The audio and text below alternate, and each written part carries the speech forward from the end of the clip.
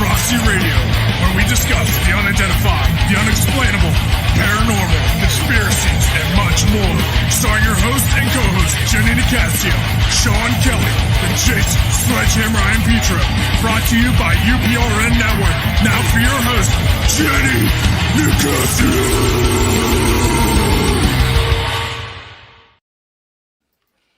Good evening and welcome to Chasing Prophecy on FM 105.3 New Orleans on the UPRN Radio Network. We're going to discuss everything beyond the scope of normal. Remember to like us on Facebook, follow us on YouTube, and TikTok, guys, because now you can go to TikTok? How do you do that?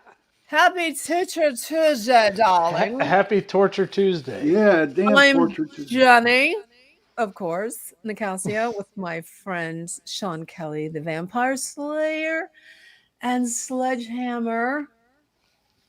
Jason. It's been a long time. I feel like I haven't been here for months. But yeah, welcome back. Yeah, welcome back, hon. Yeah, well, it feels like forever. It's only been a couple weeks. Yeah, well, we missed you. We missed you. I missed you too. This is my second bout with that horrible China virus. Okay. So the first 2 days, I mean, the one time I wasn't off. Why was I off? Because I wasn't feeling well? I was tired. I don't know. You were tired. You were tired the first one, and last week was the corona or something. Coronavirus. The China disease or whatever. The China disease hit me again because I wouldn't have got it, but I had to take someone to the hospital. And of course, the hospitals are so filthy dirty in Pennsylvania, especially Pittsburgh. Sorry, guys, but they are. Sorry, I'm going to get all kind of hate mail now, but that's okay because, whatever. Who could hate you, Jenny? Nobody. I'm so Right. lovable. I'm so lovable. Yeah. Well, I missed you guys, and I'm glad I'm back. There's a lot of crazy stuff going on out there. Yeah. We had the eclipse, and Jason had some phenomenal pictures. I only saw part of the moon. What about you, Sean? Yeah. Jason did. Of course. I didn't. I was in bed. Oh, you party pooper. Yeah. I was up for a second, and then he said, I didn't feel like going outside, so I did get just got a little clip of it, so it wasn't too bad. Yeah, I was out on my front porch trying to videotape the whole thing, so I didn't get a chance to go over all of it yet, but. That was what I was just going to ask you. Did you see like a ghost or a witch flying right? No, you saw me. That would have been sweet. That would have been sweet. I flew across the moon a couple times, but you missed me because well, you know what? My electric broom is in the shop, and my other broom. Well, I had to clean up. I had a disaster in their fridge. I was trying to clean up. You used a broom in your fridge. No, what happened was I put stupid Dr. Pepper and laid it down, and I was trying to shove eggs in the refrigerator, and out comes the 2-liter bottle of Dr. Pepper. It just blew up all over my garage, so I had to sweep it all up. So that's why it's being dried out. It's a cleaners, you gotta watch because sometimes they really get bad. If you don't take care of your broom, it just gets the ends get a little fuzzy. So why don't you just trade it in and get a new one? Well, that's why I got the electric one, and now it's in the shop. I told you the turbones are broken on it, and I'm sure Jason could fix it, but I'm not. Jason can fix anything. I'm not technical when it comes to stuff like that. But there's other stuff going. There's so many crazy stuff on the news. I mean, I'm sure you guys got a glimpse of the Senate. What is that? Some kind of hearings where there were some kind of congressional hearings for the UFOs, and there hasn't been one since 1968, which is pretty cool. I didn't watch none of it. I did, and I actually took some clips. I had video clips, but you know what? I cannot get them shorter. I'm gonna have to play them next week because I could not shorten them on to send into an e-file to send through the emails. But I did get some audio clips, so I'm gonna play some for you, and we'll go discuss what you guys think. It was kind of a joke at one point because the one guy said to the one, there was a guy that was I'm not really sure of his name. But he kind of said, "Well, aren't you a science fiction fan?" I mean, so what is that supposed to mean? Hmm. I mean, so he's trying to say that, oh, you're a science fiction, like make him seem like an incredible person to talk about it. But I thought it was pretty interesting, and I did just get some clips from it, and some of this was from Jesse Waters. So There you go, Paps. Put the camera right on that light fixture. I love it. Oh, listen, dude. I'm so trying. Everybody looks like a ghost on this damn thing. I'm telling you, it's Torture Tuesday, and that damn Mercury in retrograde. Oh, I got some stories to tell you. Wow. It would look like a great big north. I want to play you this video, but I gotta turn it up because my try to see if you can understand this. Oh, that was what's his face. You don't want to hear that. I was listening to Geraldo said he saw one, but when he was stoned on ecstasy. Oh, geez. You'll see all kinds of things. Brighter than the North Star. It was right on the horizon, and I tried to avoid it. I steered around it, and it kept following me, and I went back the other way, and the Bahama Banks. It was right in front of me. It just tracked me everywhere I went. Actually, that was not what I wanted to play. Here it is. There are a number of Can you hear that? events in which we do not have an explanation, in which there are a small handful in which there are flight characteristics or signature management that we can't explain with the data that we have. None of our nuclear ICBMs were rendered inoperable. At the same time, a glowing red orb was observed overhead. That sounds like identified aerial phenomena are a potential national security threat, and they need to be treated that way. UAPs are unexplained, it's true, but they are real. They need to be investigated, and many threats they pose need to be mitigated. So then again, it's just like, if you want my opinion, honestly, they're just blowing smoke everybody's butts and just talking like they know what's going on. And for a fact, I think I know that they're not going to do nothing about the damn thing. well, we're gonna discuss more of this, but we have to take a commercial break for our sponsors tonight. So we're gonna go ahead and we're gonna play one. Okay. Let me tell you about my good friends at the Hunting Unearthly and Paranormal Stories podcast. If you're looking for a new podcast that's sure to scare, you're going to check these guys out. They're great. Welcome to the Haunting, Unearthly, and Paranormal Stories podcast. Each week will be a different event, whether paranormal or some other strange and unexplained happening. Maybe even a haunting located near you will be examined and relayed to you. These events and stories are based on events have been given to us by the people who experience these events in their own lives. Check them out. They're really good. And we're going to talk about a little bit about my other friends. They are, let me tell you, via CBD hemp. Okay. No, check them out. Guys, I know you tried something like this before. You did, Jason, for sure. We talked about products that help you with colds and sore throats, especially with COVID. And I know how that is since I'm recovering from it. But have you ever taken the CBD product hoping that it would help relieve stress? And I need that so much, especially sleep. But you were left disappointed? Well, Via Hemp Company is dedicated to crafting high-strength hemp products you can actually feel.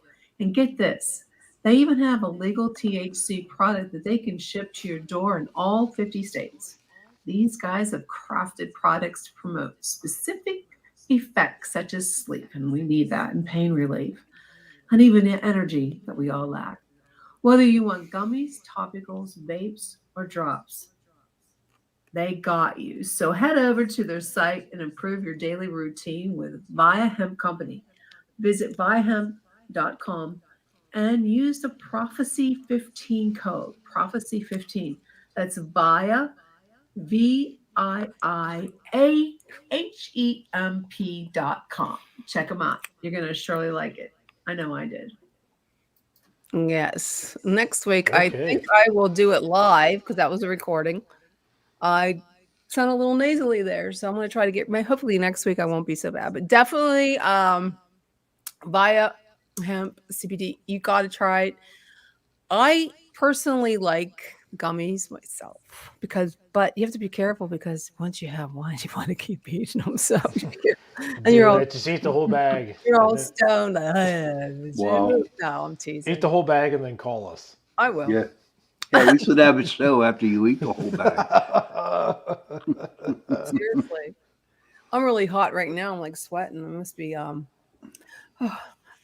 it's all that hemp now. Oh, jeez.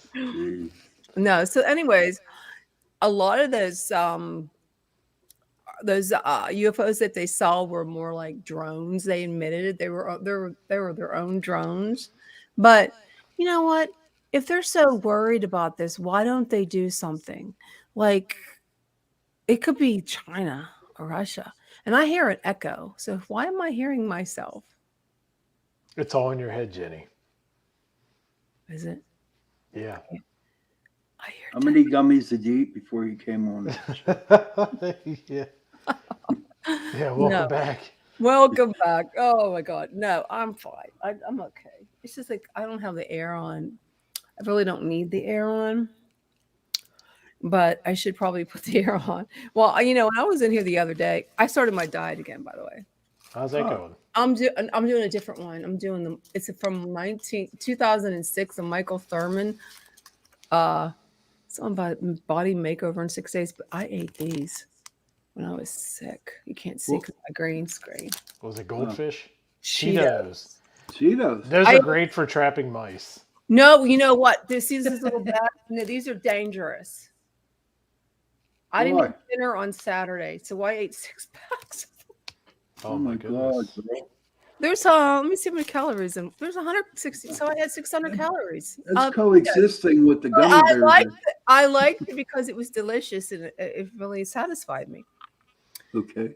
Okay, back to the UFOs. Okay, I am waiting to get picked up by the UFOs. I put out a flyer, so I'm waiting for them to come over the edge. So if one day you just disappear and we can't find you, Yeah. we'll be like, So we know where you went, huh? she's getting harvested by the UFOs. No. Somebody said that you're going to talk paranormal. Yeah, we're talking paranormal, you guys. So just being such critical fans out there, we are going to be talking paranormal, and our guest is going to come on in about 5 minutes.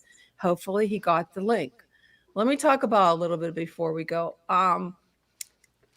I don't know if anybody out there watches Days of Our Life, but they have this segment on there that goes back to the 1980s when Marlena Evans was possessed by the devil. Well, the devil's back in Salem, and he's already occupied Marlena. Let's see, who's the other one? Johnny, DeMero, and this little girl. I forget her name. She's a little. I cannot. Do you believe I cannot remember the other characters? 2 other people. I could believe it. Mm-hmm. And it seems like there's like this phenomena, and there's this intrigue with possessions, people being possessed by the devil.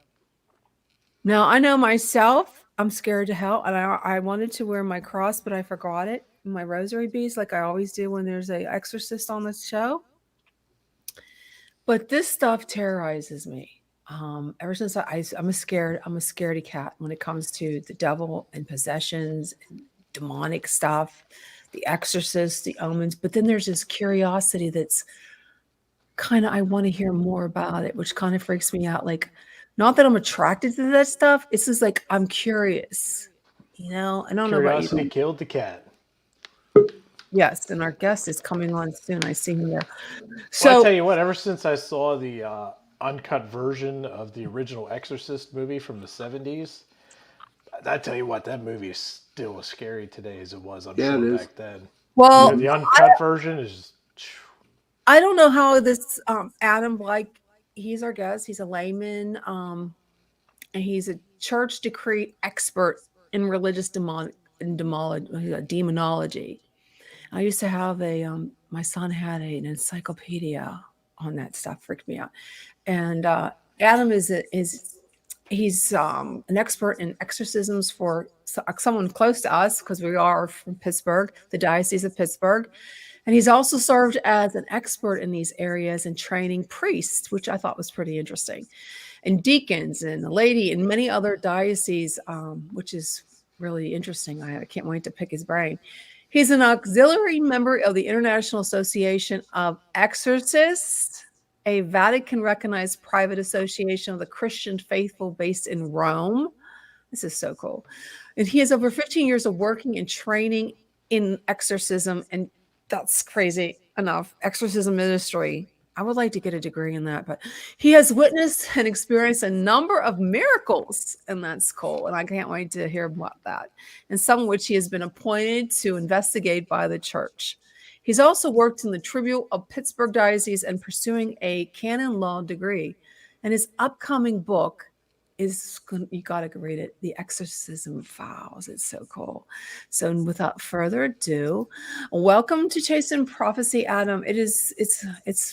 I'm so happy to have you here, and I'm so excited because this is a topic that terrorizes me, fascinates me, and intrigues me. Hi, Adam. Hey, Adam. Hi, everybody. It's nice to be here. Welcome to Torture Tuesday.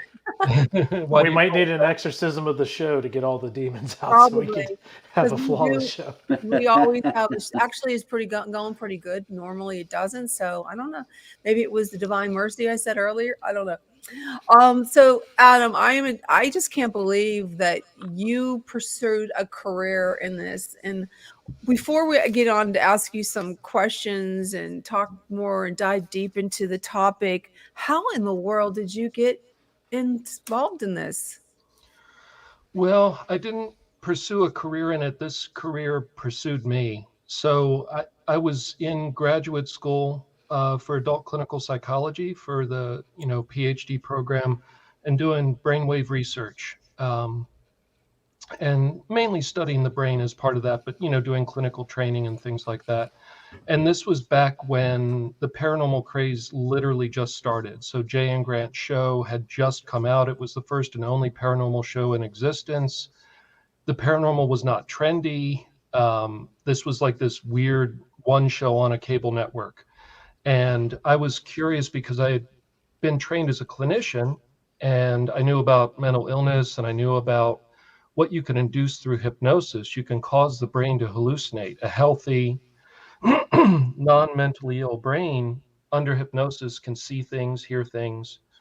And so I knew the brain's capable of tricking us.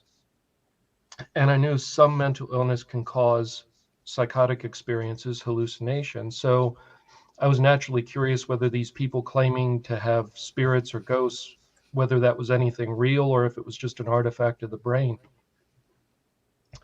And so I wanted to go out and meet those people for myself.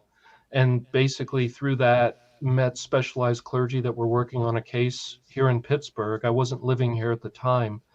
And those specialized clergy, there was relatively few in the country in those days. This was about 16 years ago, that were doing exorcism work. So a lot of extraordinary doors opened, and yeah, it's just been a snowball rolling down the hill ever since then. So now I've been deeply involved for a long time. Mhm. When I hear about all your credentials and what you've done, it reminds me of the CBS show called Evil. And Mhm. are you like that? Are you the other, you're probably more like a psychologist sort of almost, or are you more like No, I spent 15 years kind of working in psychology, so mainly in forensic settings in the state prisons, working with the criminally insane, and seeing the extreme of mental illness that you can find in the prisons, which sadly that's where the mentally ill, a lot of them end up these days, is in our prison system. So that's when I did my work in more psychology. And the last 15 years has been in pretty much exclusively exorcism training. So the only part of the psychology that I use now is when I do an intake interview, if there's pretty obvious signs of mental illness that I'm familiar with. I can pick up on that pretty quickly. And then also when it comes to talking with their doctors or their therapist, once they've signed a release, I kind of know that world and can talk efficiently, with doctors and psychiatrists and psychologists. Well, how do you differentiate between somebody who is mentally disabled or has some kind of a mental illness, or how do you tell the difference between mental illness and being possessed? Is there certain key personality traits that you look for, or not personality? No. So yeah, I mean, this is always the classic question. The church actually figured out hundreds of years ago that it's very important to first explore the mundane, the much more common hypothesis that it's a mental illness or a medical problem, before jumping to the very rare chance that it's possession or something spiritual, right? So if there's only a handful of possession cases in a major city in a year, every person that knocks on the door and says, well, I've self-diagnosed, I think I'm possessed because I'm having this weird experience, you don't just take that at face value. So the church figured out that you need outside evaluations, and the doctor's job isn't to diagnose possession, because that's not their expertise. It's their job to tell us whether, these symptoms are explainable and treatable. And then we would require the person to cooperate with treatment and see if that resolves it. Now, if it's a really extreme situation, even the doctors are going to say, yeah, that's not schizophrenia. That's not what we're used to seeing. And then beyond that, it's not enough for the doctor to say we can't explain it. The church then requires that you document certain signs of possession, which are basically proofs that something beyond normal human life is going on. And those classic signs are knowledge of all languages. So having schizophrenia doesn't make you suddenly fluent in ancient languages. The brain doesn't work that way. Knowing hidden things. So like knowing the secret sins of the people in the room. So epilepsy doesn't make you suddenly know people's dark secrets. Detecting the holy or knowing if something's blessed.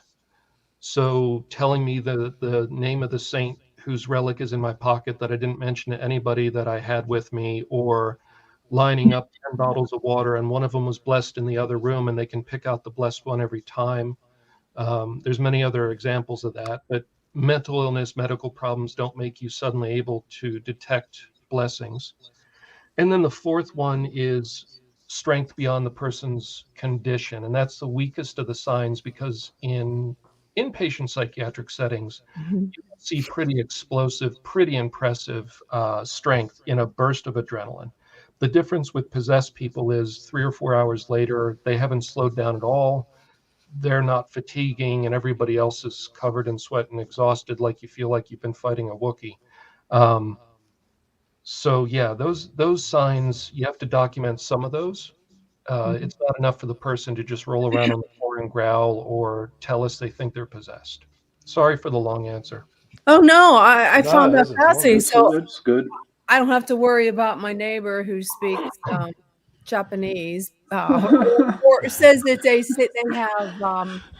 they have like intel from the Russians. You know what I mean? Like there's some people that think they're like paranoid, that they think someone's after them. So unless he said you have a miraculous medal in your pocket, and how would he know that?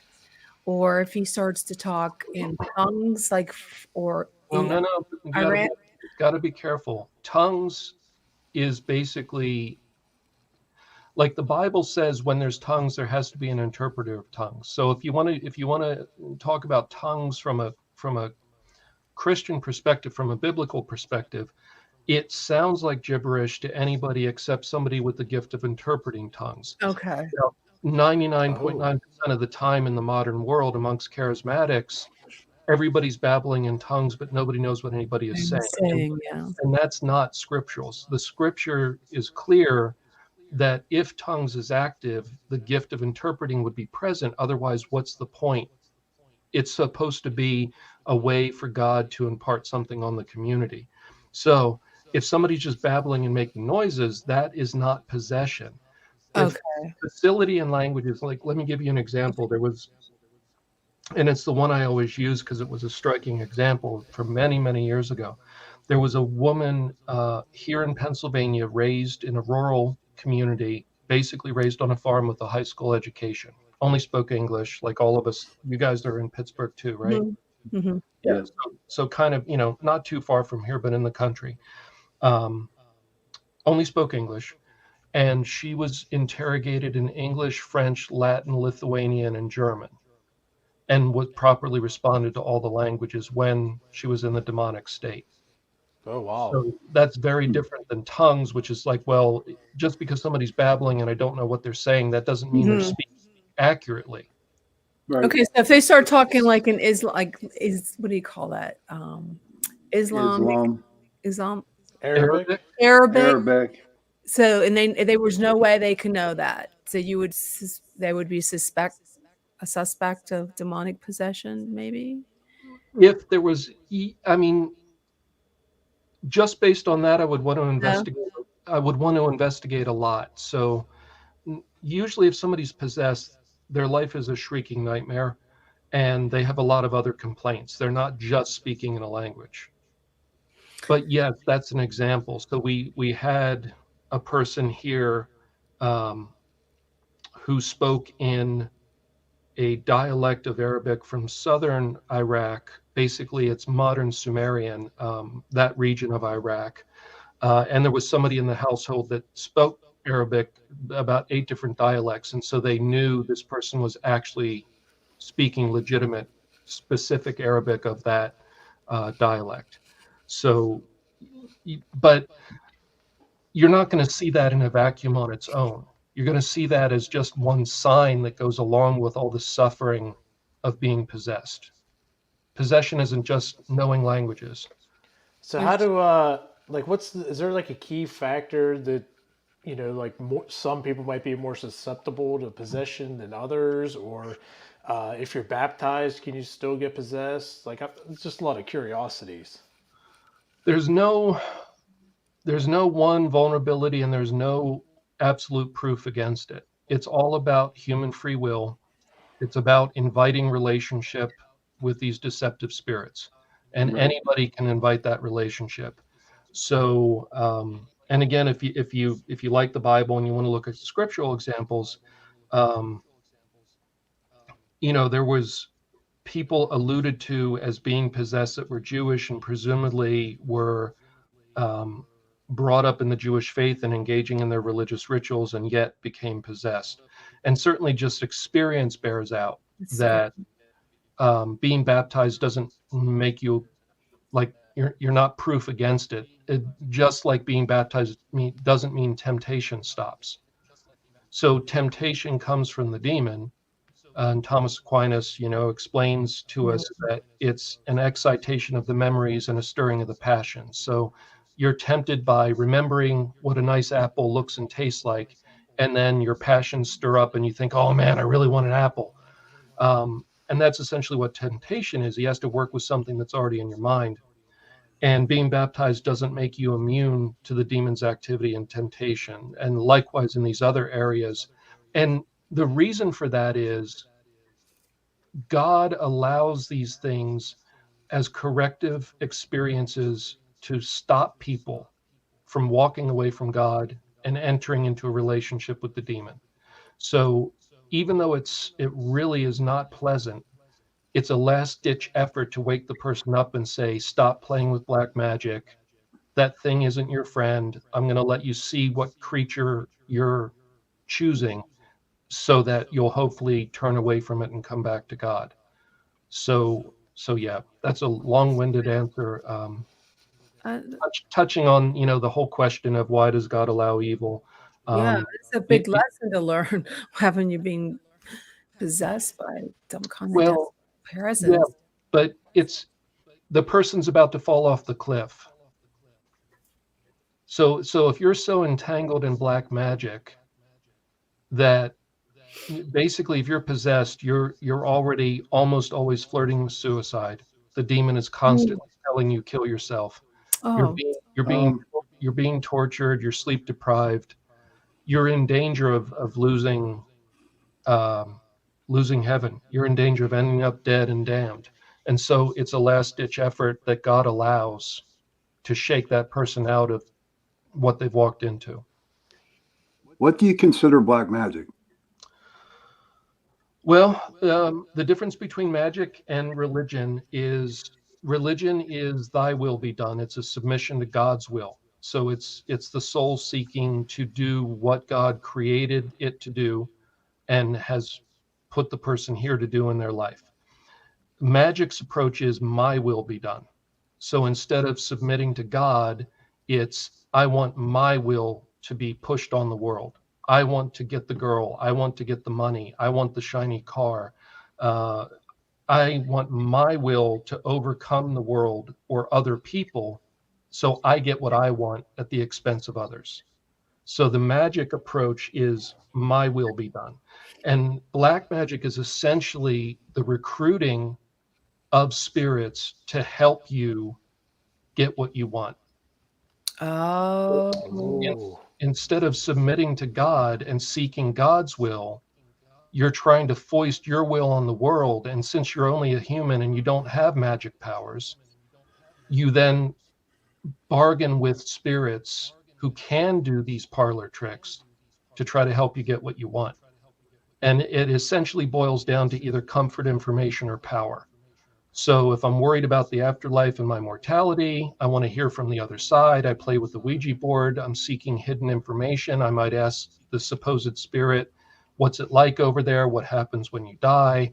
I'm seeking comfort. And if I just want information on my business enemy and I want to know how to overcome them or what they're plotting against me, I might ask a spirit to go gather that information for me. That's seeking information. And then seeking power, cutting deals. And this goes to Aleister Crowley's Goetic Magic, you know, the books of summoning demons and literally cutting deals with them and saying, you know, go get me riches, go get me whatever in the world. And they make these offers to us at exorcisms sometimes. You know, they'll offer to, if we'll just stop and let them keep this person, you know, what do you want in the world? We've got the world wired, you know, just tell us what you want. So yeah, essentially black magic is the recruiting of spirits to get what you want in life. So anything that when you dabble into all that occult stuff, that you open the doors to demonic possessions? Well, possession is kind of the end of the road. So typically you don't go from zero to possess the first time you dabble in it. So what happens if you, I mean, you're saying it's not the first, so you're not gonna end up being possessed. It's just the demon or the evil Satan is going to just tempt you from that moment on. No. So it's kind of like any other addiction. Think of it. An analogy would be an addiction in life. So say alcohol. The first time you have a beer or have a shot of alcohol, you're not going to instantly be an alcoholic unless you have a really genetic, you know, weakness to that, like the Native Americans did, or do. But as you use alcohol repeatedly and then start building a tolerance and then use it more and more deeply and it starts to eat away at your life and get a hold on you, that's when you get into the problems where you start losing your job because of your drinking and all these other effects. Same thing with black magic. Typically, you start dabbling, the demon pretends to be harmless or even something friendly, your guardian angel, your dead grandmother, the child that you lost that you're bereaved about, whatever's going to make you drop your guard, the demon's going to pretend to be that in the beginning until it gets you to do more and more and deeper and submit your will more and more to it until you get to the point where you can't back out on your own. Then the relationship switches to from pretending to be subservient to you to now starting to control you. I don't like what you just did. You're not going to do that anymore. I want you to go over here today instead of spending your time with that person. I want you alone. I want you separated from your spouse or your family, whatever it is. It's going to start becoming a domination of the person. It's no longer doing what you're asking it to do. And then eventually it's going to say, all this suffering that I'm putting you through could end if you just give yourself to us.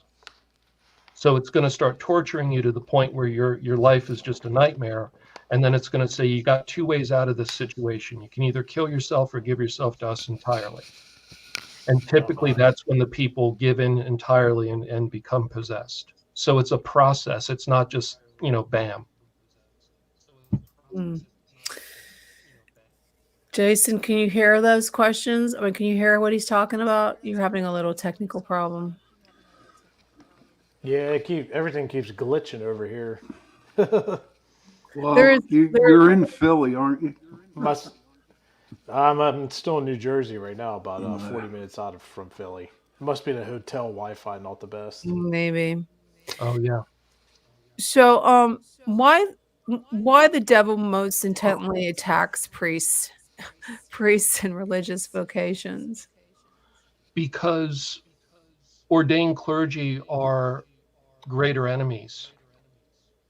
So if you were a criminal organization, would you attack the cops that work in your city, or would you attack the street people? You want to strategically take out the people that pose a threat to you. Now, is there many priests that are attacked by demonic entities? No, because they're generally they're not allowed to, outside of maybe a minor parlor trick, because the priest isn't going to be breaking these rules and opening up to that relationship. Well, what could happen to what happened, was it last year when all those priests got busted? Is it possible the devil got in there? Which ones? The ones that molested kids. Sure. Yeah, I mean, there's a difference between what would be considered ordinary activity of the demon, which is temptation and sin, which can drill down and become very deep and disturb sin. So obviously molesting children is a highly advanced sin that's very destructive and a deep relationship with sin. But that's still considered an ordinary activity. The extraordinary activity, demonic infestation, demonic oppression, and demonic possession, doesn't necessarily come just from sinning. Now, temptation, especially temptation to molest or do any kind of sex crime, almost certainly is coming from the demonic. And so the demon has a hand in that, just like any sex offender in prison. The demon had a hand in what they did. Okay, now to come back with another question real quick. If it's a priest and he's at the rectory or he's in the church, isn't the devil not allowed to be in there? Oh, no, he's allowed to be there. He is? Yep. Sure. The beginning of the Catholic Mass, they still do it at some masses. You'll see it at Easter and other big holy days. As the Mass is starting, a preparatory step, the priest will go around the entire church with holy water and sprinkle holy water on the people. Okay. And this is before the Mass starts. And the ancient understanding of why that was done was to drive the demons away from the people that would distract them from their prayer during Mass. So, Okay. yeah, so no, it's not like they can't be there. Now, typically a possessed person within about 10 to 15 feet of the tabernacle will be under so much distress that they'll be shut down. They'll usually collapse. So being in a certain proximity to the Eucharist, even if they don't know it's there, it's not like you could say, oh, it's psychological, they can see the tabernacle because they're in a church. I had a situation many years ago when the church was under renovation. The tabernacle was actually stored in the priest's office in the hall, and there was a big event going on where they were cooking a lot of food, and a person started demoning out there, and we moved them into a utility closet to not scare anybody else, to try to get them calmed down. We didn't realize that Father had moved the tabernacle into his office, which was right next to the utility closet. And so the demons actually became more enraged and terrified because they were now about 15 feet away from the tabernacle, but we didn't realize, we didn't put that together. So it certainly hurts them to be close to the tabernacle, but they can still be there. Okay. Interesting. Yeah. No. This is fascinating. I wish we had more than an hour because I would like to. You're in Pittsburgh, right? Yeah. I would like to meet up with you one-on-one, have a cup of coffee, and talk more about this. I'm so incredibly busy. Okay. It's just unlikely to happen. I'm in canon law school. I'm writing the next book. I'm wrapping up a current book. I'm starting a radio show with a friend on Catholic radio starting this Saturday. It's just plus exorcisms every week. I don't. You actually have exorcisms almost every week. Oh, every week. Yeah, we do them. Oh, wow. That is terrifying to even to hear such a thing. That's almost every week. It is every week. We have 4 cases going right now. That's the scariest thing I've ever heard. And I mean, I watched that show Evil, and I see they say that they get a lot of their materials real. So I don't know if you've ever seen. You should watch it. I know it's on Netflix right now. Yeah. It's not very accurate. It's not very good. No. Oh, I mean, it's not as bad. I mean, when you see these things that happen, I mean, like when you see an exorcism on movies, is it close to that at all? No. These are writers in Hollywood. Thank you. Are they less severe? I mean, or are they worse? They're writers in Hollywood, and so they amp up everything and they make stuff up to add to it. So, okay, like if you look at the movie The Exorcist, the main book that he used, and I don't have it with me because I'm at home. I forget the entire title, but it's a thick book on the history of exorcism, possession and exorcism across cultures, not just in the Catholic Church. In the movie The Exorcist, they basically took everything that happened in any case in that book, which spanned like 600 years, and they crammed it all into one case, and then they amped it up. Like heads had never spun around. Okay, so people don't walk with their arms out and. Well, no, that could happen. Okay. We've seen bones dislocate spontaneously. We've seen the body bend in ways that it shouldn't bend, but heads never spin around. Levitation is extremely rare. It's like 1 in 200 cases. So Hollywood, because it's Hollywood writers, most people, they don't have access to people that actually do this. And so what they do is they watch other movies and then they think, oh, well, how do we amp it up? And so, no, the TV shows and movies are not accurate. The closest thing is the movie The Exorcism of Emily Rose. And in that, the actual exorcism is not accurate, but the portrayal of her becoming possessed is the most accurate I've seen. I'm going to have to watch that this weekend. That's a creepy movie. Yeah. So how does evil, you have, what's this, how evil can manifest itself in physical objects and or symptoms? So how does that happen? Okay, so, and don't worry about reading from the questions that you have. Just no, I want to know. I printed these out because I'm interested in them. That's why. So I normally don't do that. Normally, I just pick my own questions, but I thought these were really interesting. So how does it happen? So how does evil manifest itself in physical objects? Like my what do you call it? Magic 8 ball. Well, yeah, that's just a game. That's a toy. I know, but how could evil manifest that? Okay, so there's a couple questions I think in what you're saying. So first off, fallen angels are pure spirit. They're not physical at all. There's nothing physical about them. However, they can have effects on physical things. So they can make an object disappear and then reappear somewhere else later. We've had people spit nails during exorcisms where they'll spit nails continuously for like 45 minutes. And there's no nails cheeked in their mouth. They don't have a chance to put them in there, but they can produce these things. There's been cases where they produce razor blades and larger pieces of metal out of their mouth during the exorcisms just to freak people out. So objects can be moved.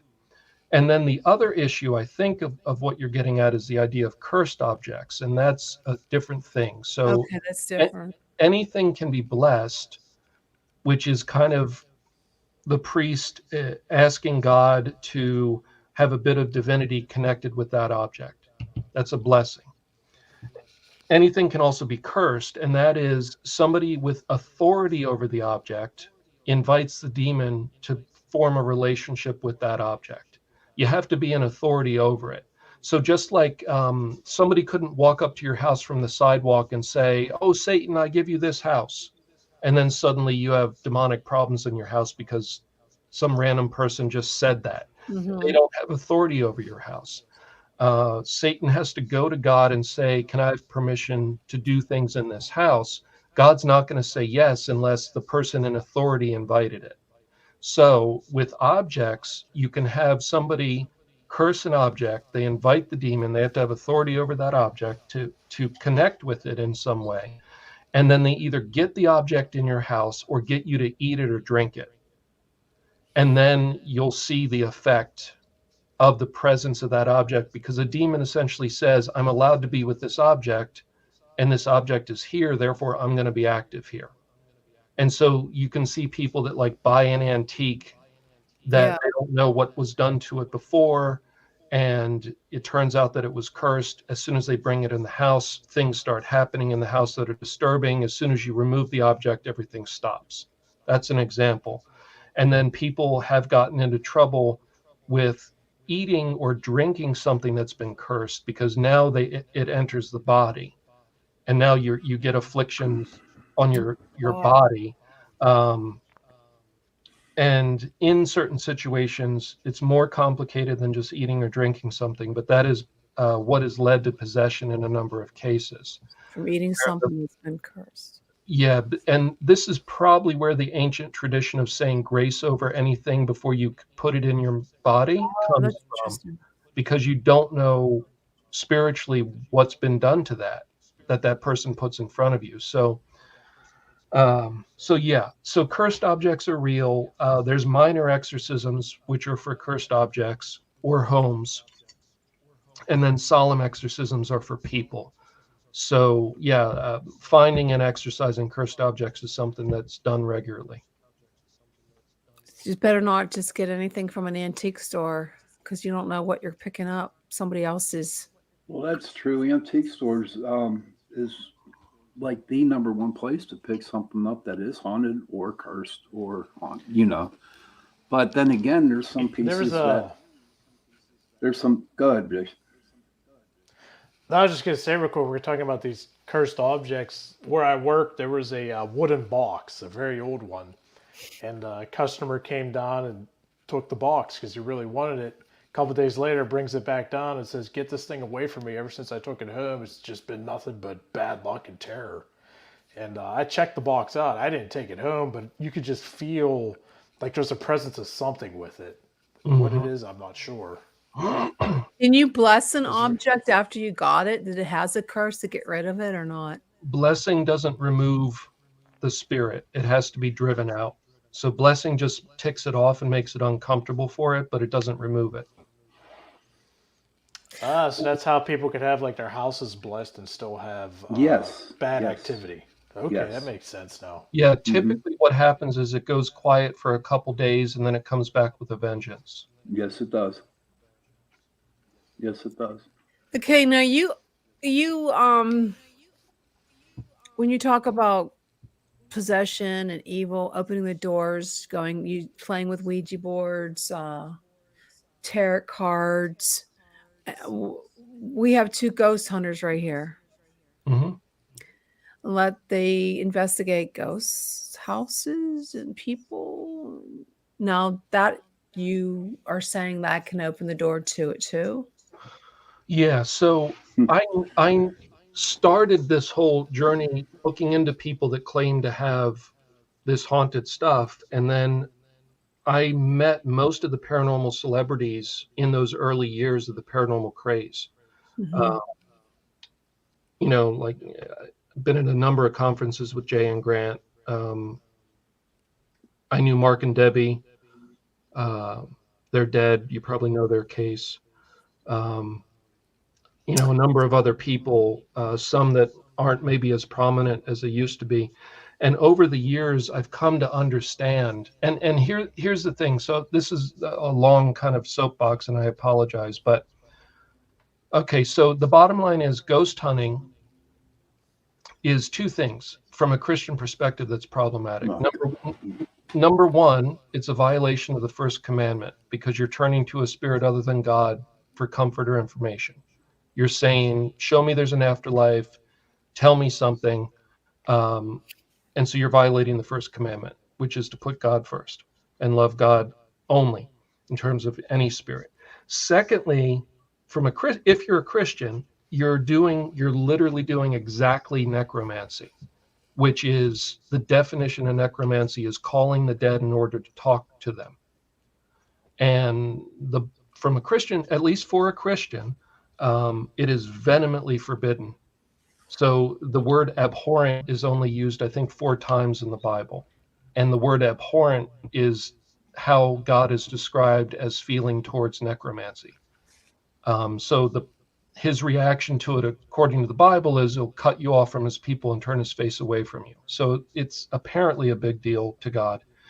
Now, the thing about ghost hunting, and by the way, 1/5 to 1/4 of all the cases we dealt with, house cases, oppression cases, and even in one case possession, but mostly houses and oppression, a 1/5 to 1/4 were ghost hunters in all these years.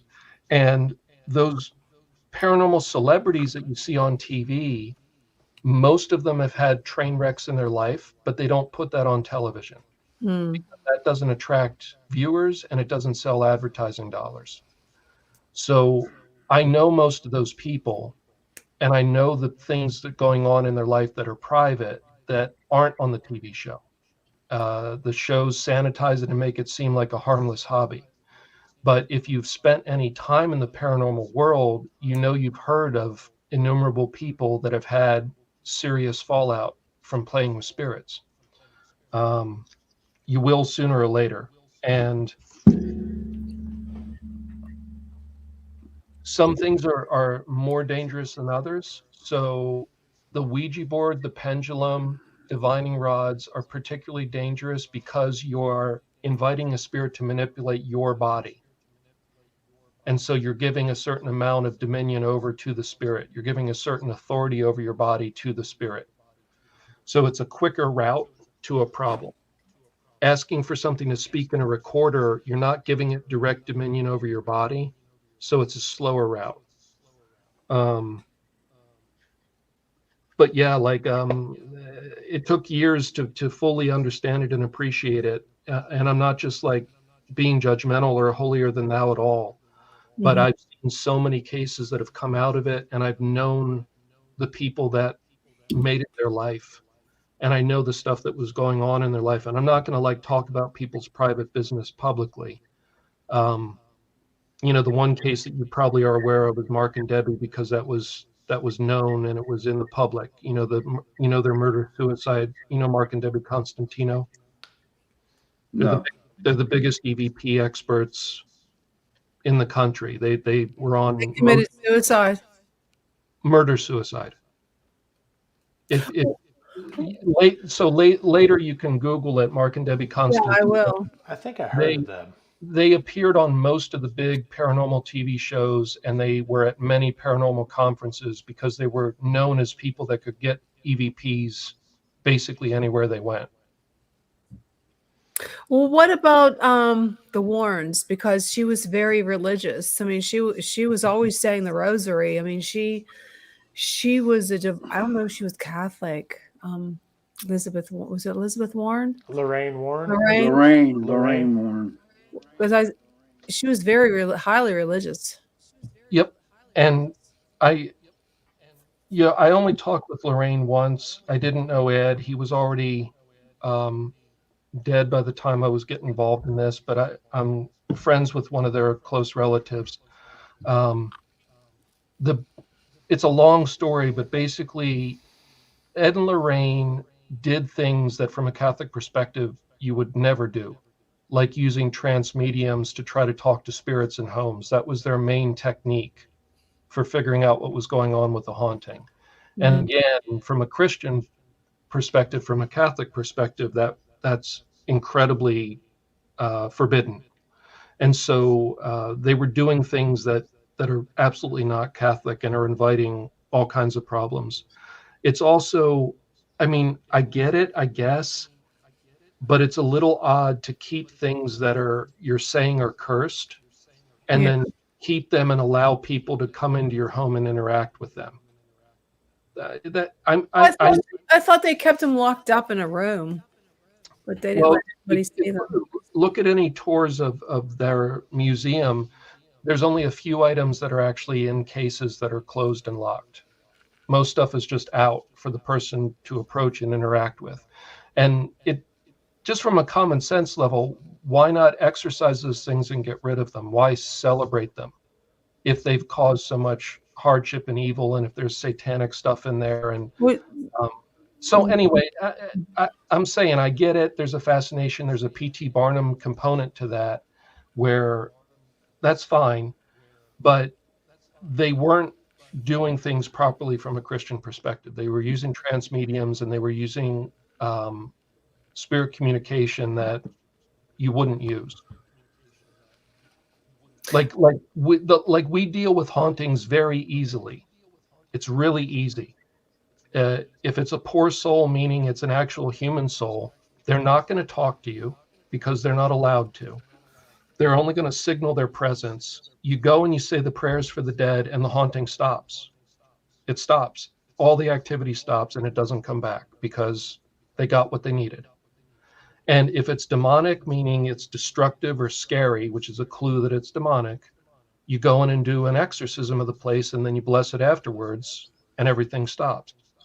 You don't play around and do recordings and try to find proof that they're there, because what good does that do? Most paranormal groups, and I'm sorry for the soapbox, they claim that they're helping people, but in reality, they come into somebody's home that's in distress, they take a bunch of recordings and they say, yep, it's haunted, and then they leave. Like they almost always don't have any actual remedy for the problem.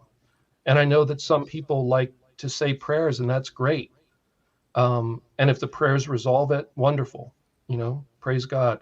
But so anyway, that's my long soapbox on ghost hunting.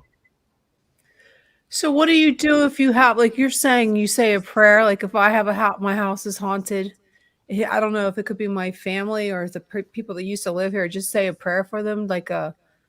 What kind of prayer would you say to have them leave? Well, so first off, you have to understand what you're doing. So it's not to have them leave. It's not like go away and that's my prayer. Okay. From a Catholic Christian perspective, if it's a human soul, they're signaling their presence because they need something. Something's disordered. It's not the normal thing for a ghost to be knocking around in your house, right? So there's something amiss, and they're signaling their presence to get your attention so that you'll do what they need. And that is to offer prayers for them, because they're working off from a Catholic Christian perspective, they're working off technically what's called the temporal component of their sins. So they may have repented and been forgiven for their sins, but they still owe God a certain debt. Or another way to think of it is they need to be completely purified. So for instance, again, let's go back to alcohol. Let's say you had a drinking problem when you were younger, and you drank for 10 years and you did a lot of selfish, crappy things, and you got a lot of regrets from those days. And it still is kind of part of who you are now, even though you've been clean for a while. When you die and you're gonna make it to God, you need to be completely pure. You can't bring any sin or attachment to sin in union with God. So purgatory is the idea that that's that purification of even the stain of sin left over from your life, okay? And again, this is just Catholic Christian theology. I'm not saying everybody needs to believe it. This is just what we see, and it works. And so you offer prayers for that soul, and that might be a rosary once a day until things stop. For us, for the church, we would come in and say what's called the Office for the Dead, which is basically the priest prays 5 times a day, their breviary. They're required to pray 5 times a day, and those prayers change every day of the year. On the day that they're doing a funeral, they substitute prayers for that soul in all 5 times in that day, and that's called the Office for the Dead. The Divine Office is the name of the book that they say their five daily prayer sessions from. So we would go in and say the Office for the Dead for that soul, and that's what stops the haunting. Now, if it's a demon pretending to be a poor soul, pretending to be a human, it's just going to get ticked off when that happens. So typically what it's going to do is it's going to go quiet for a couple days, and then it's going to try to take revenge on the people for having brought somebody in that was praying. And then they're going to call back and say, well, now people are getting scratched and bit and somebody got thrown down the stairs. This isn't a ghost. And then you come back and you would do a house exorcism and, approach it differently. Or you just throw the kitchen sink at it to save time, say the Office for the Dead, do the house exorcism and bless the house. And that way you just cover all the possibilities. How do you protect yourself from being possessed or terrorized? Like, does the devil demons pick on certain people? Like, I mean, if you say the rosary every day and you go to church every week, you're still a human being. Does they leave you alone because you have a more of a spiritual life? Okay, so again, we want to go back to the ordinary activity versus extraordinary activity. So the ordinary activity of the demons is to tempt. They're given permission by God to do that. Cradle to grave, we get tempted. Some days it's worse than others. Some moments we might get a break, but basically that's life, okay? And the purpose of that is to make you spiritually stronger, because once you have something to wrestle against, that's what makes you mature. The extraordinary that we're talking about is extraordinary. It's not everybody, it's not happening all the time, it's not happening to everybody. That's the demonic infestation, oppression, and possession. You get those problems when you're playing around with black magic, when you're inviting a relationship with the demon, specifically. Okay. So it's not just, I'm walking down the street and some demon just decides to scratch me. That can't happen. They need permission to do that, and they need to say to God, this person invited me into their life. I want to do these extra things to them. Okay.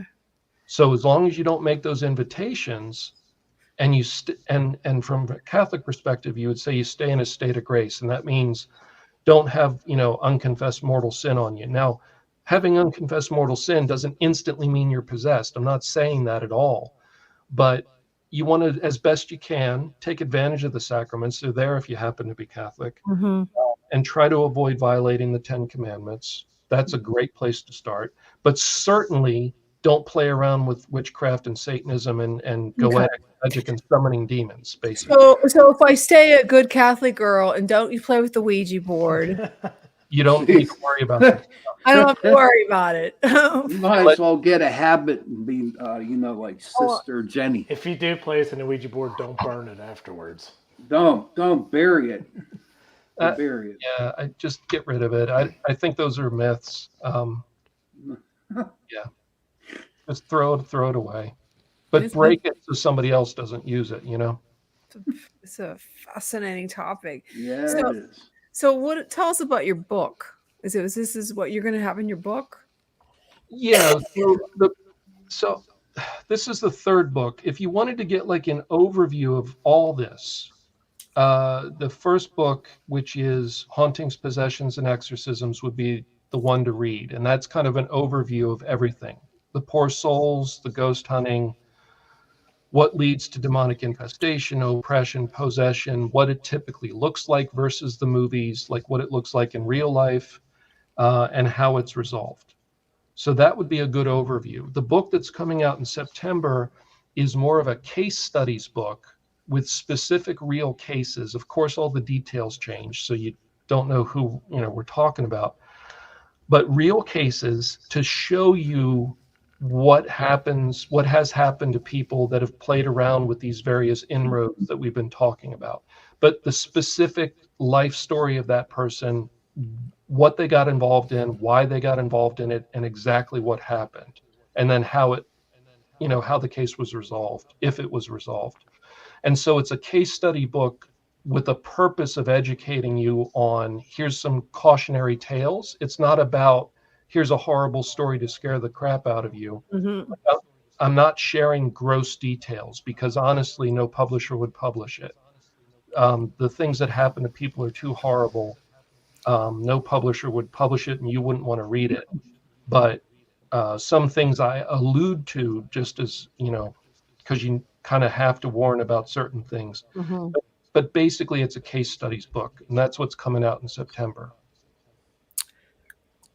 I just find it so fascinating. Oh, I don't know. I've always been like that. Oh, I know. I want to ask you. I don't know if you know this or not, but when a baby's born, you're supposed to get your baby baptized. Now, I heard from a priest once say that when your baby's born, Satan has claim on that soul until it's baptized. Now, have you ever heard anything like that? Or Yeah. it is true? Yeah. So from a Christian perspective, all of creation was tainted by original sin. Okay? Mm-hmm. So the whole world, all of creation, including us that are born into it. Jesus came to push the kingdom of heaven into the world and push that kingdom back. And so that boundary gets pushed back by the church over time. When you're born, you're coming through creation, right? You're coming into existence through a tainted creation. And so you have that stain on you. It's not that Satan is possessing you, but you haven't been claimed by God yet. Okay. And so in the actual baptism sacrament, it has an exorcism in it where the priest says, Satan, I cast you out of this baby. But they do it in Latin to not freak the parents out. Yeah, that would freak me out. So that's true. Then I didn't know if that was true. It's very good thing. I've never heard of that actually. Me neither. Mm-hmm. That's why I always thought some people got their babies baptized like the next day because they were so like they wanted to make sure the baby was baptized. Now, these people who are possessed and you exorcise them, do they have any memory of this? I mean, do they go back to having a normal life? Yeah, once it's over, yeah. They're transformed in the sense that they now know beyond a shadow of a doubt that the spiritual world's real, that God's real, that demons are real. And so they tend to be more of a spiritual person moving forward and more strict because of what they've been through. But yes, they go back to having a normal life. Oh. You guys have any questions for him before? Because he's only here for 10 more minutes because he's only here for an hour. I'm just enjoyed listening to the story.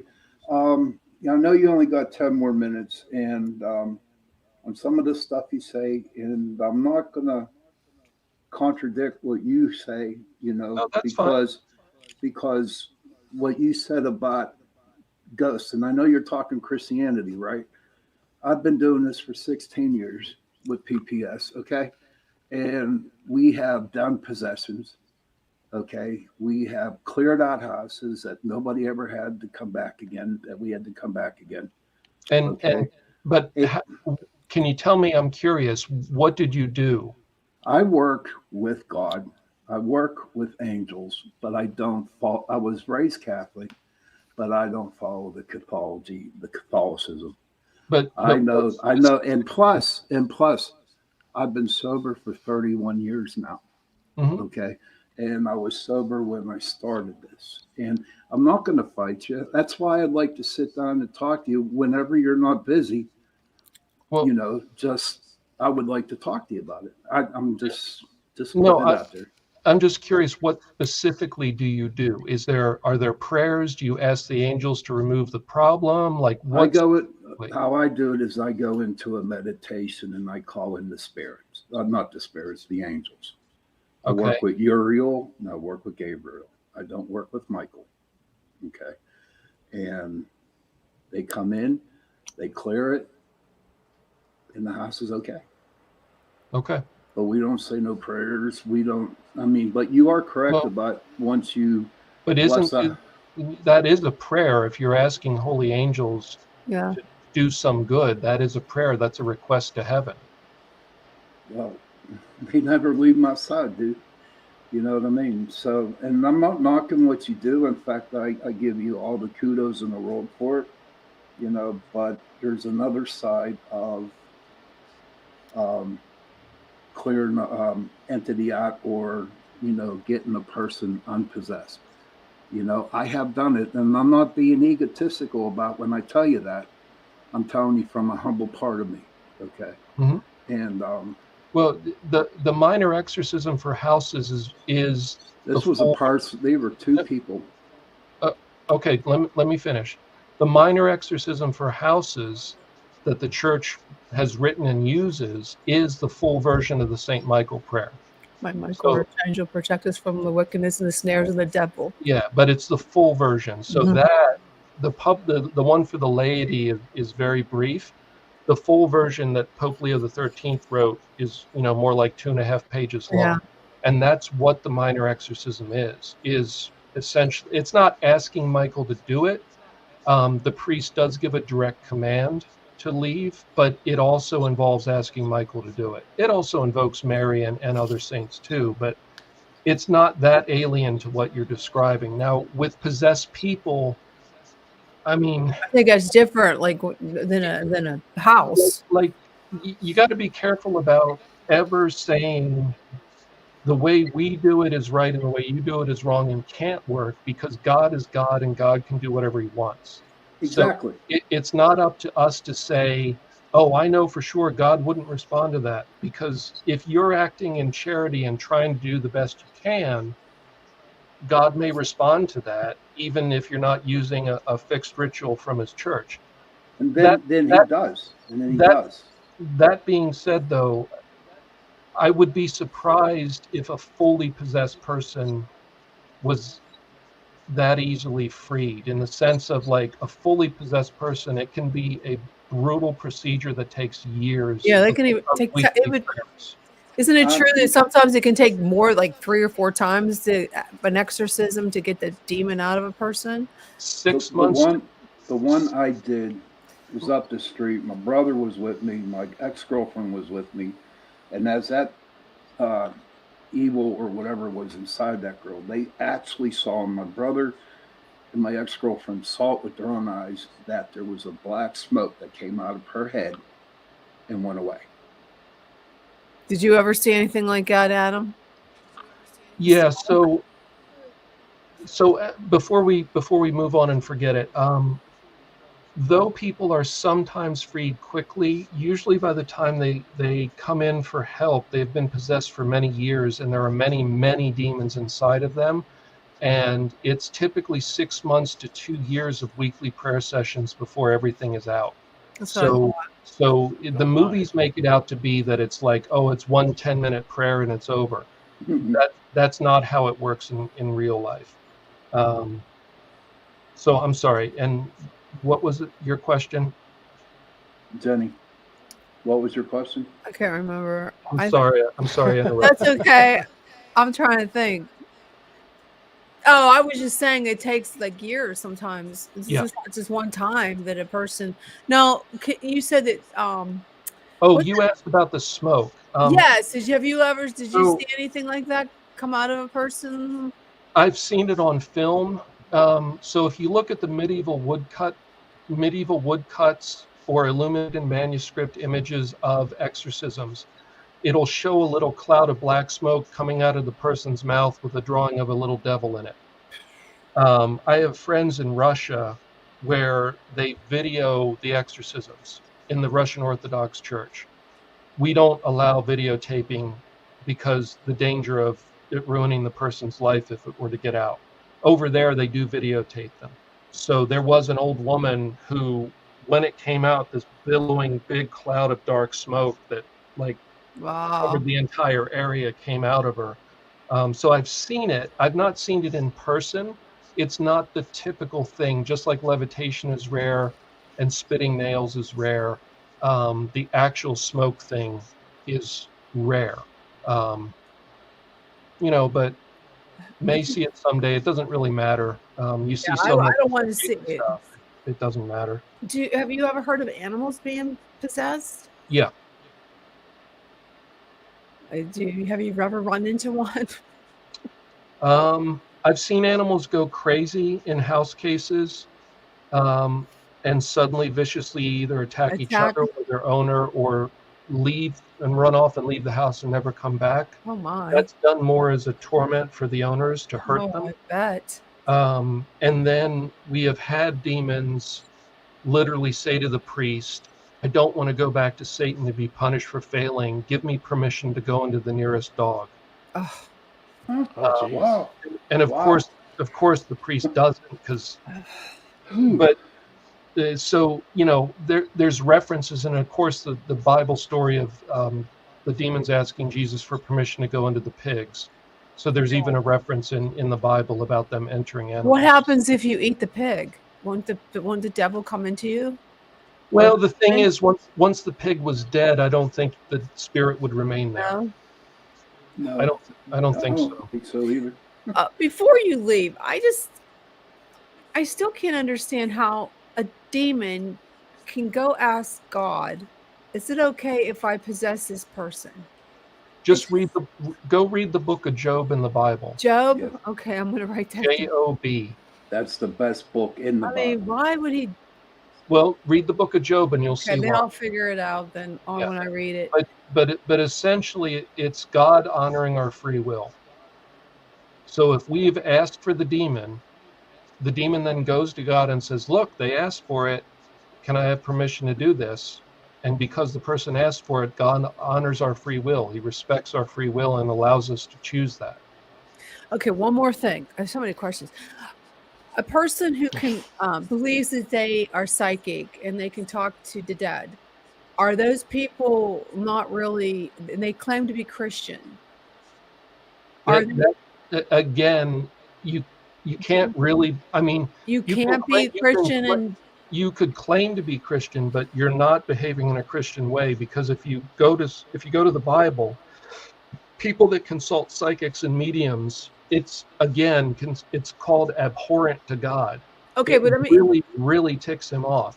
So I have premonitions of things that come true. Does that mean I'm there's like demonic stuff in me? Like if I wake up and I said, oh, Mark, your wife's going to be pregnant. Your wife is pregnant. Or I had, Christian's pregnant. Or I don't think you should take a ride tomorrow. I just have this weird feeling. He says, is that coming from the dark side or the light side? So there's three possibilities. If it sounded like you're Catholic and you're. Yeah, I'm a Catholic. I go to church. I say the rosary. I do the Divine Mercy. People say, why are you talking about paranormal stuff? Please. So, because we don't have much time. So, and that's a big question. So it's unlikely to be the demons because you're not playing around with them or interacting with them directly. It can be what the old exorcists in Rome would call a natural gift, meaning it's a gift from God. It often runs in families, and it seems to be kind of a sensitivity to the spiritual side of life, but it's not necessarily what would be called a charism, or like a charism is kind of a special gift from God to do some job you've been put here to do. So for instance, somebody could have a charism for teaching. They're just an amazing teacher and they inspire people and they convey that stuff. And that's a gift from God to do some function. There can be unusual charisms like prophecy. Most people understand, like the name of your show, right?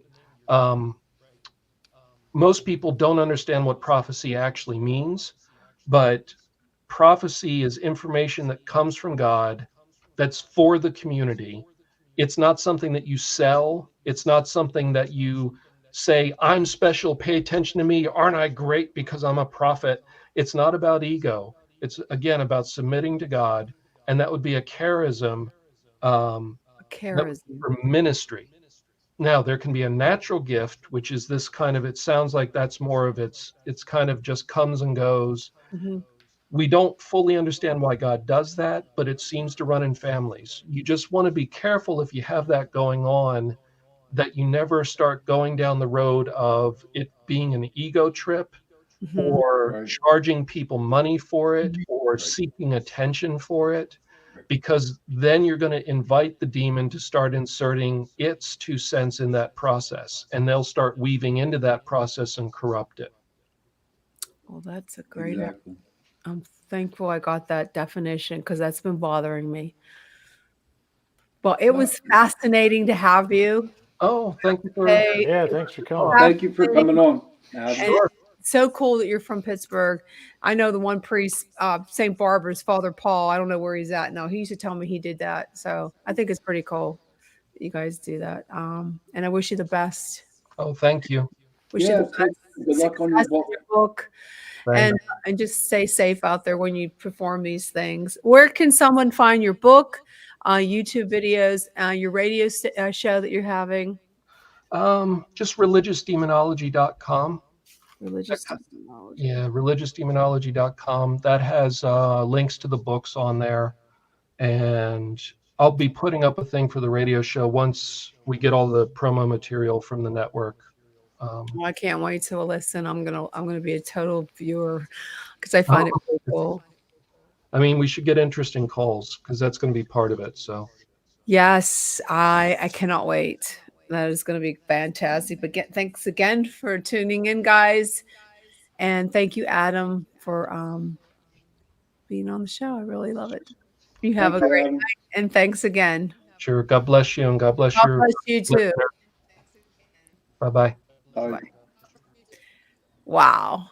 I thought it was great. I think it was great. I know you don't, Sean, because some of the I things tried that to you. listen as much. It was good. I tried to listen as much as I could, but the you hear us? torture Tuesday. It's constant glitching over here. Like Oh, man. Gotta be the I missed internet, dude. most of it. Yeah. You have to go back and It is. listen.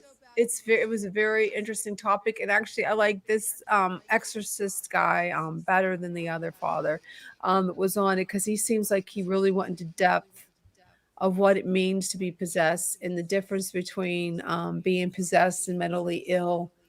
I just found it fascinating, and at least what did he call that?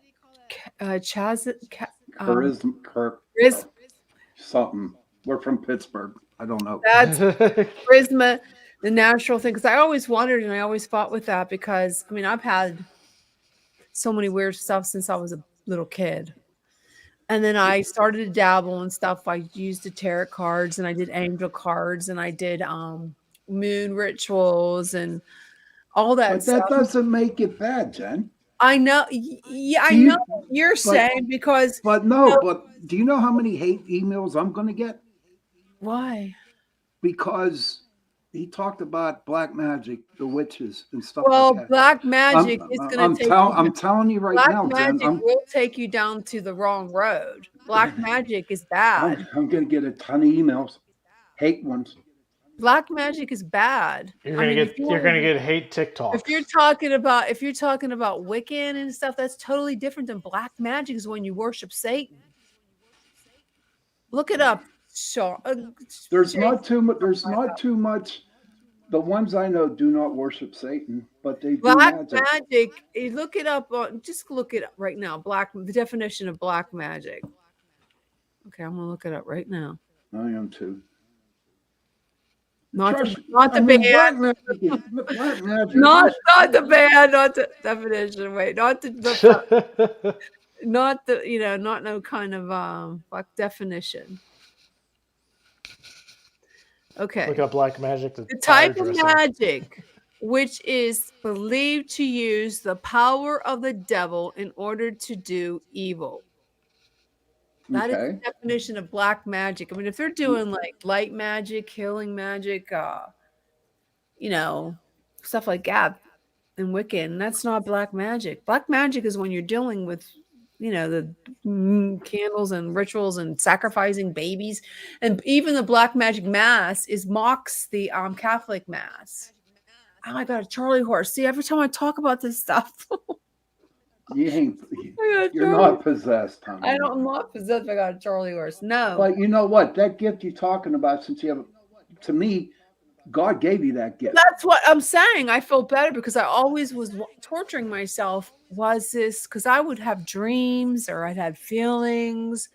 I remember one time remember those chain letters that if you don't do this and you don't send it out, all these people will die or a bad accident. Oh, yeah, I sure do. Okay, well, I did it, and I picked all these names in my family, and all this bad shit happened. And then I thought to myself, well, was I just having a premonition that was going to happen? And so, or I would just think of something like, I remember when I was working as a hairdresser, this is like, oh my God, forever, probably about 30 some years ago.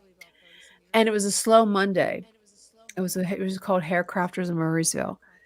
And we were just talking and I go, I always wanted to go to that castle in New Jersey, the haunted one. Remember what that was called? The castle. Hey, I'm in New Jersey. Where's that? I think it was in Brigantine or something. It was a haunted castle. And I go, but I'm not going to be able to do that anymore. Out of the blue. And all of a sudden on the way home from work, there was an announcement that it burned, killing like 54 people. That freaked the shit out of me. And then I would have premonitions like almost every day. And it would drive me crazy. And I didn't like it anymore. So I said it to go away. And then one time I said, I wish it would come back. And I did come back. I knew my daughter-in-law was pregnant. I saw my son's baby in heaven with my sister who'd passed away. And it was in this weird cradle thing. And it was dark, just like it looks like now. And I said, oh my God, Johnny's going to have a baby. I seen it. My sister who's passed. She goes, you want to see Johnny's baby? And I go, oh my God. And I'm looking, and she goes, I'm taking care of it. And the weird thing is, my sister she dealt with labor and delivery at West Penn Hospital, and she was taking care of the baby. Oh wow! In heaven, cool. So wild. But when I seen the baby laying there, when I seen my son's baby, it looked just like it. I mean, the dark hair, and it just looked like it's like I seen you in heaven, my dream. And you're blessed to have that gift. Well, yeah, that's what I'm saying. When he said that, I wanted to see if he was going to say, oh, that's demonic, or that you're going to be walking down the wrong path. But he didn't. And I always say that's why I picked the name prophecy, because I find that it's like prophecy is like messages from heaven.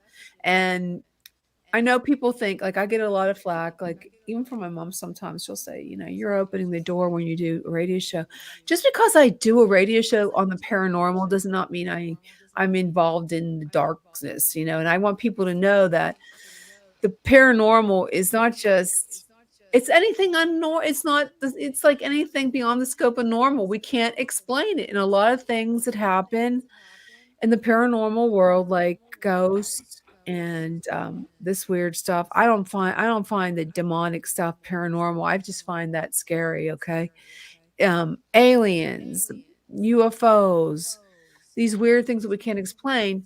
I don't think that that's bad. I mean, I don't think it's evil, but I do believe when you go into a situation, even when I fool around, this is all for fun. Okay. This is fun. This is entertainment. Where the heck is it? It's best not to say now. Right. This little guy. This is entertainment. There's a difference. I know. You already said that. Ask him why my computer's glitching so bad. Mr. Predictor. Mr. Predictor. What do you want me to ask it? Why is Jason having glitches? Oh no, that one. He only can answer one. Does Jason have something weird in his room that's causing Torture Tuesday?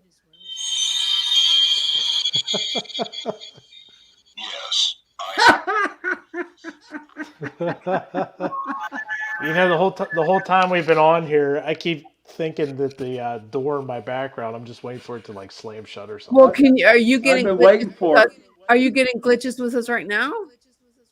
So I can still hear It's it. off and on. It's like I get a short period where I can hear everybody, and then for like a minute I can't hear anything. It's just all computer glitch noise. No, it's Well, because do you're in you the think maybe if you look at it this way, you could, that maybe you weren't supposed to hear what was said?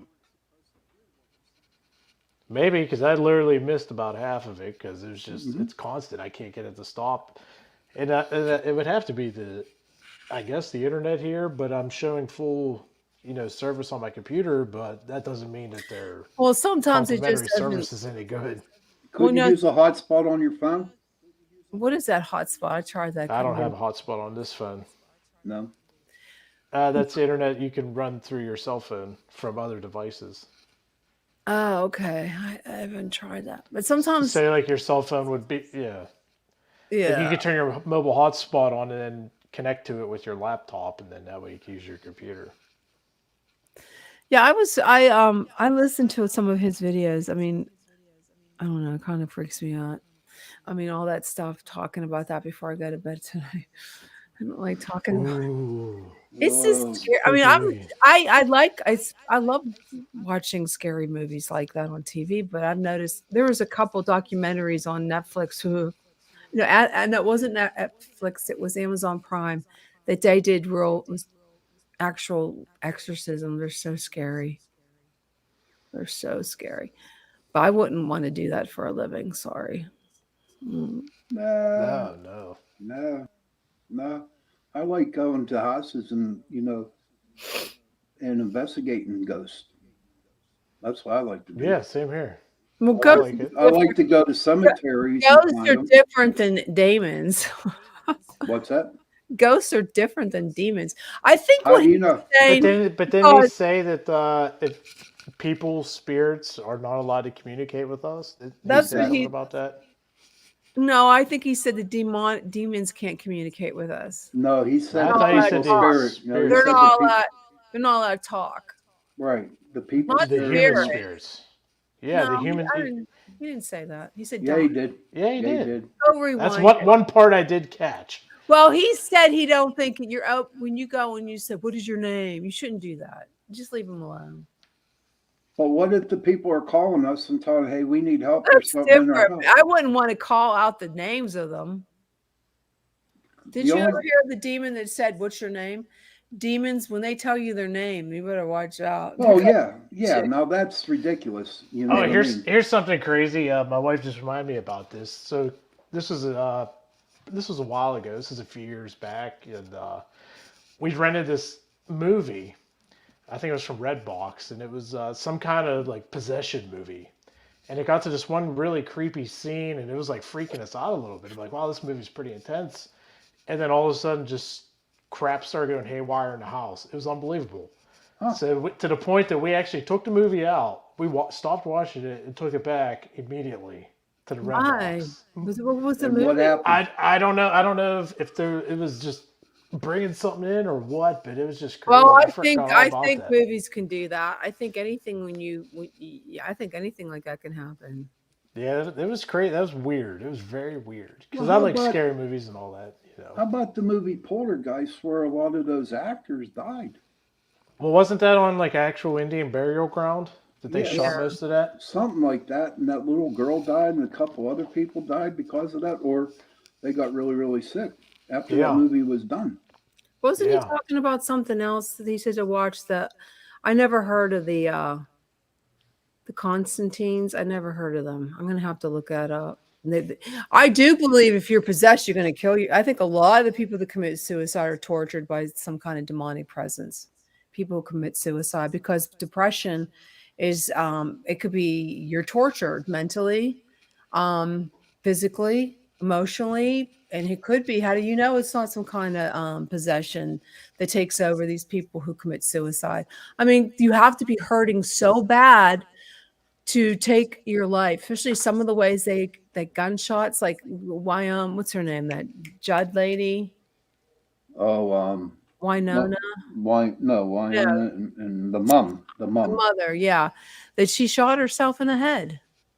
You have to be tortured. And what do you think that the evil does? Satan does. He tortures people. He tortures people to the point where they commit suicide.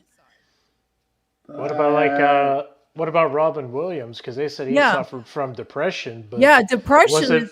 How do you know? Was it depression or was it possibly demonic possession? You know, something possessing him. Yeah, you don't know. So am I possessed then? What? Am I possessed? No. All right then. Yes. Did you commit suicide? And I have a lot of depression. Well, people who are some people who are depressed and are alcoholics. It was Naomi Judd, by the way. Naomi. Some people who are possessed suffer from major depression, alcoholism, drug addiction, sexual addiction, pedophiles are all. I'm not saying that's why you go. Alcohol, drugs, my God, I should have been dead a long time ago. Well, if medicine doesn't help you, that's what he's saying, that sometimes they're possessed. That's why they do this evaluation on them to see. But that's the devil makes everybody sick. And you know, I'm not going to fight you all night about this. I'm not going to debate it with you because I have a problem with the Catholic Church, and so I'm not really. Even though I went to school for 12 years, I do not recognize their beliefs anymore. Well, you don't have to, but you have to. You don't have to recognize their beliefs. No, I just don't. But you can't be rude to a guest either. So that's why I kept my mouth shut. Okay, but he's probably. I bit it. I bit my. I gummed my tongue. I was like, oh Lord, I wanted to go off, but I didn't. Puppet. Oh my Jay God! doesn't look like a sock puppet with us. No, Jenny would have kicked me off. I'm not happy with the Catholic Church, but I'm still Catholic because that's I like the ritual of the Mass.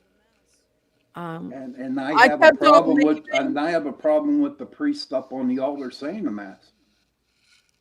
Well, they're not there. They're there representing God. I mean, people that go to church aren't there to go worship the priest. They're going to worship the man. How about all the ones that got busted for child abuse? Oh yeah, I understand that.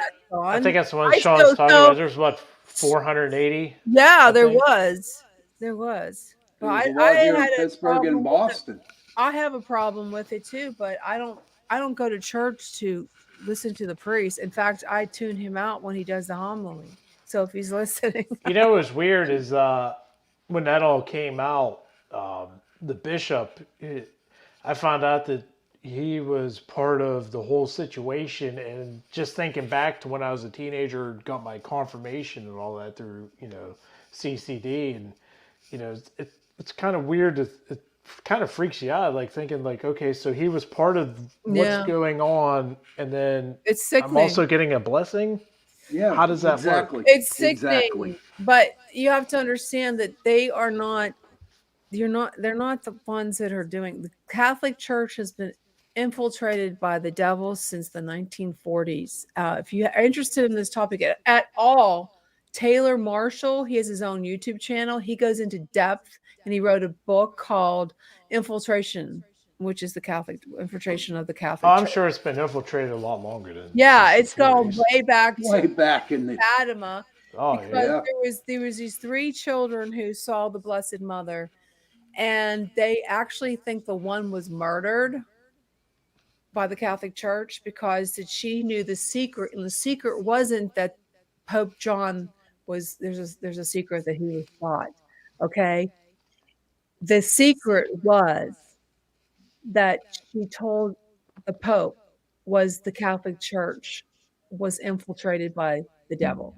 And they believe that there's this, thank you, Gina, you look stunning too. They believe that I lost my train of thought. Okay.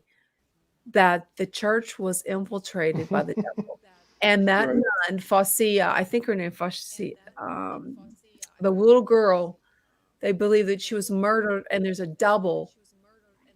And you can go research that on Google because they said that that's what happened. No, I totally do not like the Catholic Church. I think the whole institution of the Catholic Church is corrupt, But I go there for the man on the cross who died for my sins. You know what I mean? I go there for him. And I tried to leave the Catholic Church a number of times. I went to non-denominational ones, Christian churches, Protestant, Methodist, Baptist, but I keep going back. But well, what's it? Okay, and that's good. But St. Thomas, who wasn't put into the Bible, St. Thomas' book wasn't put into the Bible, and his theory was, and this is what he thought: why do I need to go to a 4-wall building? You don't. No, I'm just saying. This is why it wasn't put into the Bible. He went to me. I'd rather go sit out in the woods. I would sit by a creek, and then I can talk to God. Yeah, I do that all the time. And I feel better. I do that all the time. But there are good and there's bad forces out there, and you can't. He was just saying you can't open the door, because if you open the door, sometimes they let them in, and then it's too late. And in me and Jason's deal, we never let a demon back in. Well, good. All right then. So it's he talked about the ones that he saw on TV. Yeah. He's the one he talked to them. But he never sat down and talked to a regular paranormal group like us. Never did. Well, he did now. Maybe he has a better understanding. Yeah. You know what? I respect what he does. But you know what? Don't just come out and say all paranormal groups are bad. He didn't say that. Yes, he did. And did he say that, Jason? He said that around. I missed the. Jason, can you hear that? Can you hear that? Here and there, yeah. I mean, I'm being honest. No, but I do. I know a lot of people that were into the paranormal. I mean, I don't mean ghost hunting. I mean like tarot cards, seance, and they left because something happened to them.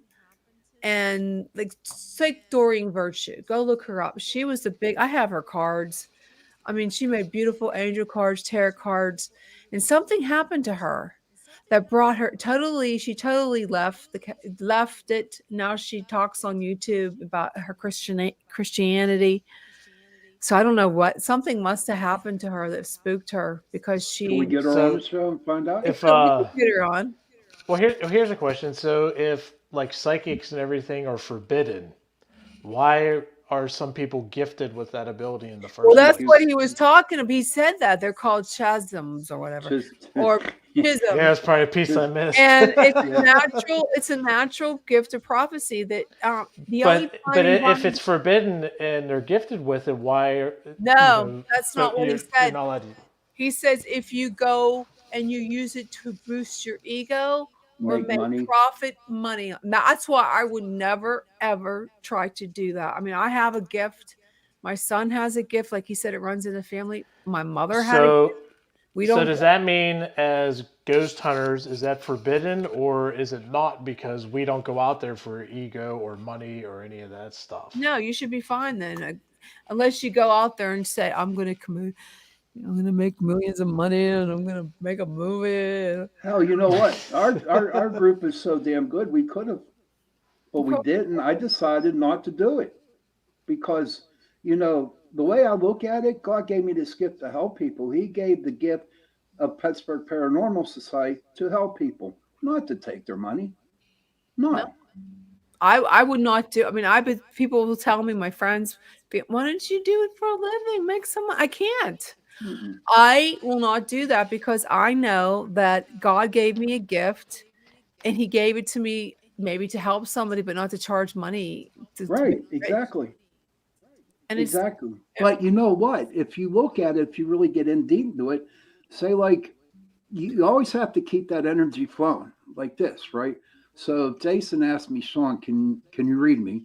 And I read him, and all of a sudden, boom, it stops. So what you need is, once you give, you need to receive back. All right. And to me, I don't receive money back. I just ask the person to make a person smile or say hello to somebody. And then they repaid them. So what do you mean read you? So Jason, you asked Sean. No, that was a situation. I didn't have. No, I'm just saying.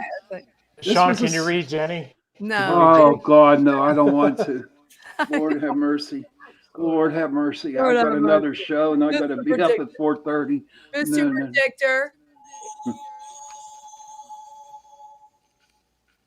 The answer is yes. I didn't answer you. I didn't ask you a question yet, Mr. Predictor. It predicted what you were going to ask it. Yeah. Mr. Predictor. Are we dabbling in something we shouldn't be, like talking to ghosts?